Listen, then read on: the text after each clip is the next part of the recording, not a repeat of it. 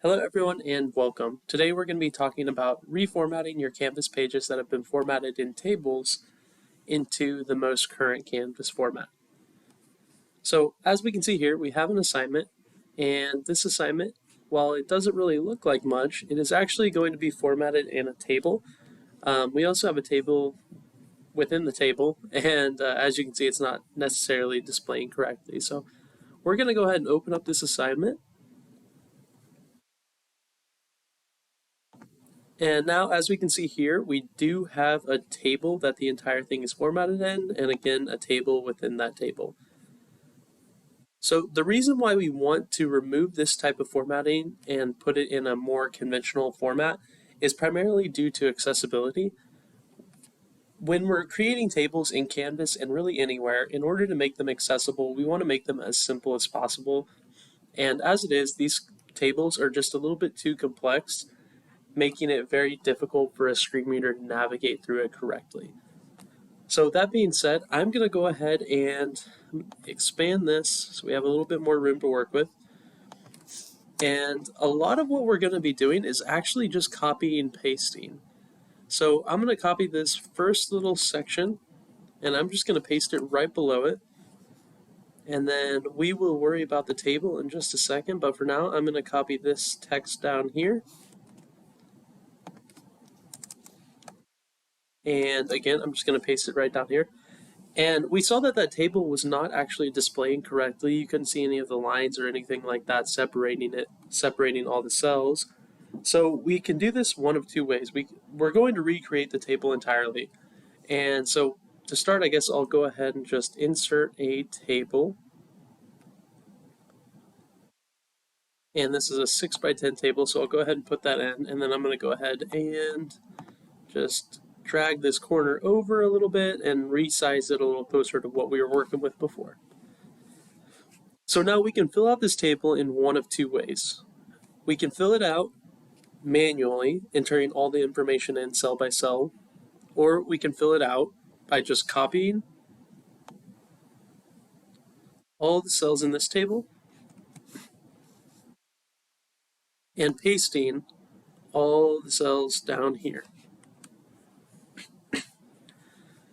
All right, so now we have this filled out, and we're going to see that we still have some accessibility errors. They actually doubled from earlier, so we're going to go ahead and delete this table, and this should cut our accessibility errors about in half.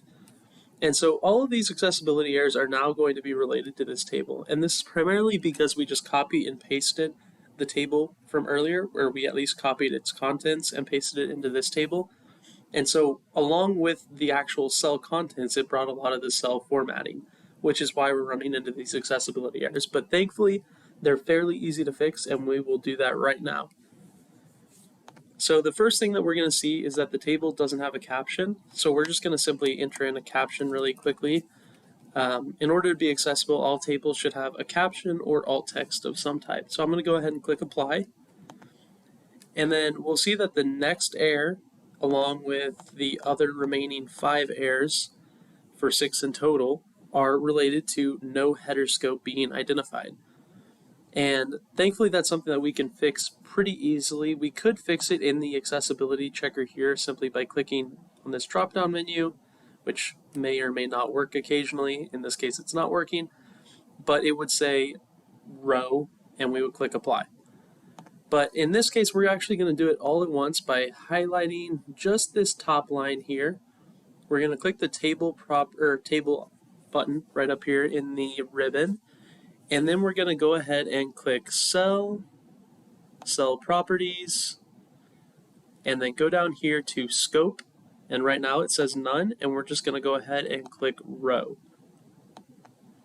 And so what that did is it identified this as a header row. Before it was just identified as a header, but it also needed that scope of being a row in order to properly feed information to a screen reader. If we had actually just created this table manually and entered in all the information ourselves, it would have been formatted correctly pretty much right away, but we saved ourselves a little bit of time, and thankfully Canvas makes making stuff accessible pretty easy. So I'm going to go ahead and now I'll go ahead and save that.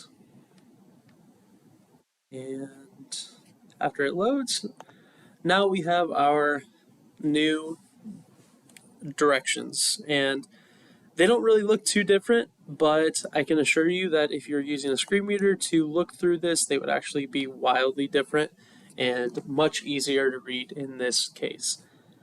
So the next thing that we're going to take a look at are the questions. There were some questions in here that also needed to be addressed, and these were not necessarily formatted entirely in tables. It looks like they just have some tables in here, and there's nothing showing up now, but if I actually click in here, it'll show up with some errors. And we have 7 errors, which, if you recall, was the same amount of errors that we had earlier. So it looks like this may just be the exact same errors that we had before. So looks like we need a caption for our table. We're going to go ahead and just use the same caption as earlier. And then 1, 2, 3, 4, 5, 6. All of these are related to header scope. So again, we can fix it here, but we can save ourselves some time and do it all at once by just highlighting here, opening up the table options, clicking cell property, and then go down to scope and click row. And now all we have to do is click save, and we can see that there are no longer any accessibility errors. So once we update this question, it doesn't really look any different, but again, if you were reading through this with the screen reader, this would now be an accessible table. Thank you and have a great day.